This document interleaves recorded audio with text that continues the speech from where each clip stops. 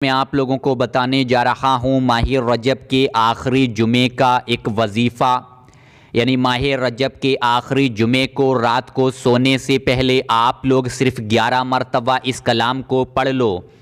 اس کلام کو پڑھنے کی فضیلت سننے کے بعد آپ لوگ خود حیران رہ جاؤ گے۔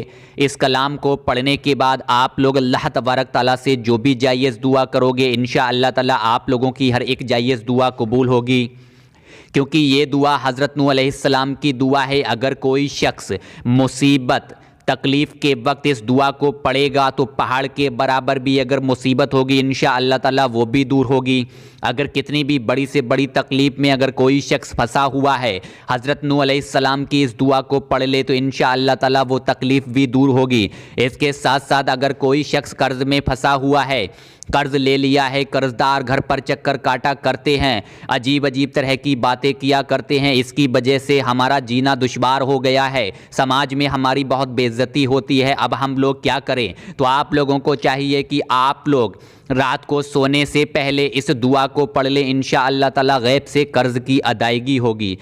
اگر کوئی شخص اس وجہ سے پریشان ہے کہ اس کی روزی روزگار میں برکت نہیں ہوتی ہے، رزق میں برکت نہیں ہوتی ہے، کاروبار میں برکت نہیں ہوتی ہے، پیسہ تو بہت کماتا ہے لیکن پیسہ رکتا نہیں ہے، ادھر ہم لوگ پیسہ لے کر آتے ہیں ادھر پیسہ ختم ہو جاتا ہے، قرض لے کر پریشان ہو گئے ہیں، اب ہم لوگ کیا کریں؟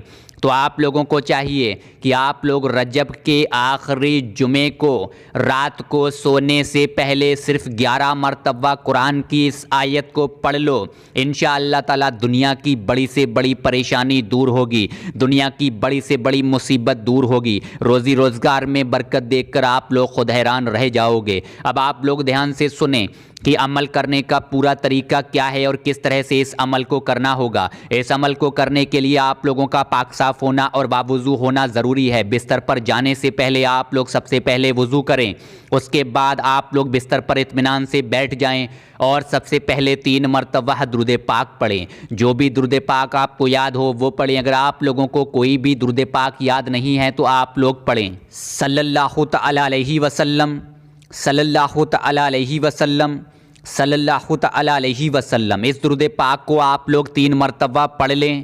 3 مرتبہ اس درود پاک کو پڑھنے کے بعد آپ لوگوں کو صرف 11 مرتبہ قرآن کی اس آیت کو پڑھنا ہوگا۔ 11 مرتبہ اس آیت کریمہ کو پڑھنے کے بعد آخر میں آپ لوگ 3 مرتبہ پھر وہی درود پاک پڑھیں جو درود پاک آپ نے شروع میں پڑھی ہے۔ اب آپ لوگ 1 مرتبہ اس آیت کریمہ کو سن لیں کہ آیت کریمہ کو کس طرح سے پڑھنا ہوگا، کیونکہ ہمارے بہت سے بھائی لوگ یا مائیں بہنیں ایسی ہیں جو عربی پڑھنا نہیں جانتی ہیں، تو ایک بار اس آیت کریمہ کو دھیان سے سن لیں۔ بسم اللہ الرحمن الرحیم۔ رب انی مغلوب فانتصر، رب انی مغلوب فانتصر، رب انی مغلوب فانتصر۔ اس طرح سے اس آیت کریمہ کو، اس کلام کو پڑھنا ہوگا۔ اس کا ترجمہ ہے اے اللہ میں لاچار ہوں میری مدد فرما۔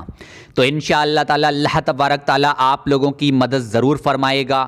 آپ لوگ سچے دل سے، پورے یقین کے ساتھ، پورے بھروسے کے ساتھ اس عمل کو کریں، اور اس عمل کو آپ لوگوں کو رجب کے آخری جمعے کو ہی کرنا ہوگا، یعنی کہ آج کی رات میں آپ لوگ سونے سے پہلے اس عمل کو ضرور کریں۔ اس کے ساتھ ساتھ آپ کا فرض بنتا ہے کہ اس ویڈیو کو زیادہ سے زیادہ لوگوں تک پہنچائیں، کیونکہ دینی معلومات دوسروں تک پہنچانا صدقہ جاریہ ہے۔ تو اس ویڈیو کو دل سے لائک کریں اور آج اس ویڈیو کو زیادہ سے زیادہ شیئر کریں۔ اب میں آپ سے جانے کی اجازت چاہتا ہوں، انشاءاللہ تعالی کل پھر ملاقات ہوگی 2 اور ویڈیو کے ساتھ۔ دوپہر کو 11 بجے ملاقات ہوگی۔ حضور نبی کریم صلی اللہ تعالی علیہ وسلم نے ارشاد فرمایا کہ گھر میں گھستے وقت دروازے پر یہ کلام ضرور پڑھا کرو۔